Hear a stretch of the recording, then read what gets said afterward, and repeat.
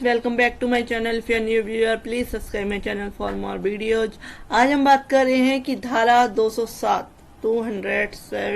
CrPC के अनुपालन के बाद आरोप तय करने पर सुनवाई का विकल्प चुनने वाले आरोपी उन्मोचन पर सुनवाई से वंचित होने का दावा नहीं कर सकता। इलाहाबाद हाईकोर्ट ने ऐसा कहा है। हाल ही में इलाहाबाद हाईकोर्ट ने कहा कि धारा 207 सीआरपीसी के अनुपालन के बाद आरोप तय करने पर सुनवाई का विकल्प चुनने वाले आरोपी उन्मोचन पर सुनवाई से वंचित होने का दावा नहीं कर सकते। न्यायमूर्ति श्री प्रकाश सिंह की पीठ अतिरिक्त जिला और सत्र न्यायाधीश द्वारा पारित आदेशों को चुनौती देने वाले आवेदन पर सुनवाई कर रही थी, जिसके द्वारा आवेदक के खिलाफ आईपीसी की धारा 323, 323 और 506 और पिकासो अधिनियम की धारा 10 के तहत आरोप तय किए गए थे। इस मामले में आवेदक और उनका पति और अपनी शादी और विवाह संपन्न होने से पहले से एक दूसरे को जानते थे। शादी के बाद आवेदक के पति को अलग अलग स्थानों पर तैनात किया गया और जब वह पुणे में तैनात थे तो आवेदक के ससुराल वाले वहां आए और आवेदक को अपमानित करना शुरू कर दिया और यह ताना मारा कि आवेदक एक लड़के को जन्म देने में विफल रही है और उसके द्वारा उसकी पिटाई भी की गई। आगे तर्क दिया कि वर्ष 2017 में आवेदिका के पति ने गलत मंशा से एक कोरे कागज पर आवेदिका के हस्ताक्षर ले लिए और वर्ष 2019 में उन कागजातों का दुरुपयोग करके तलाक की डिग्री प्राप्त करने में सफल हो गया और उसने नाबालिग बेटी को प्रताड़ित करना शुरू कर दिया।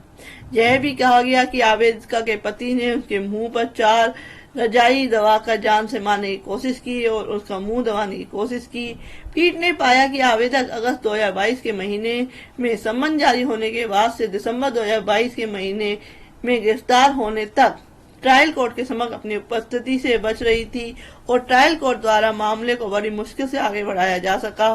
और आवेदक गैर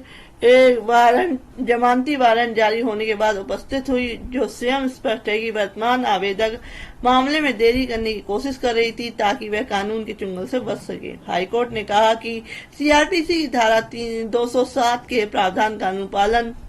ट्रायल कोर्ट द्वारा किया जाता है और उसके बाद मामले को दोपहर के भोजन के सत्र के लिए पोस्ट किया था, जिसमें आवेदक अपने वकील के साथ उपस्थित हुई और आवेदक के वकील को सुना गया, जो आदेश से ही स्पष्ट है। इससे यह भी पता चलता है कि मामले को स्थगित करने के लिए ना तो कोई आवेदन दायर किया गया था और न ही अतिरिक्त समय देने के संबंध में कोई आपत्ति दायर की गई थी और आवेदक अपने वकील के साथ ट्रायल कोर्ट के सामने पेश हुई और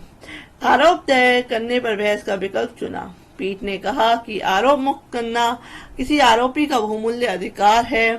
और इसे टाला नहीं जा सकता, लेकिन साथ ही यह जांचने के लिए कोई सीधा सूत्र नहीं हो सकता है कि आरोप मुक्त करने का अवसर वास्तव में दिया गया था या नहीं और इस पर गौर किया जा सकता है प्रत्येक मामले में उनके तथ्य और परिस्थितियों के अनुसार। हाईकोर्ट ने कहा कि एक बार जब अदालत आरोप तय करने के लिए निष्कर्ष पर पहुंच जाती है तो कारणों को दर्ज करने की आवश्यकता नहीं होती है, लेकिन जैसे ही अदालत किसी आरोपी को आरोप मुक्त करने का फैसला करती है तो ट्रायल कोर्ट पर कारणों को लिखित रूप से दर्ज करना आवश्यक होता है। इसके साथ पीठ ने कहा कि अपेक्षित आदेश से ही यह स्पष्ट है कि संहिता के प्रावधान, जिसमें सीआरपीसी की धारा 207 के प्रावधान भी शामिल है, बहुत अच्छी तरह से अनुपालन किया गया है और यह आवेदक का मामला नहीं है कि अतिरिक्त समय देने के लिए आवेदन के बाद भी अदालत ने आरोप तय करने के लिए कार्रवाई की है। इसके विपरीत आवेदक अपने वकील के साथ ट्रायल कोर्ट के समक्ष उपस्थित थी और आवेदक के वकील को ठीक से सुना गया था और इसलिए आवेदक के वकील को इस दलील से कोई दम नहीं है कि आवेदक को आरोप मुक्त होने पर सुनवाई का अवसर नहीं दिया गया था। हाई कोर्ट ने कहा कि दोपहर के भोजन से पहले के सत्र में दिनांक 26/6/2023 के आदेश पर जो समर्थन किया दिखाया गया है वह वास्तविक नहीं है और शायद बाद में आदेश दिनांक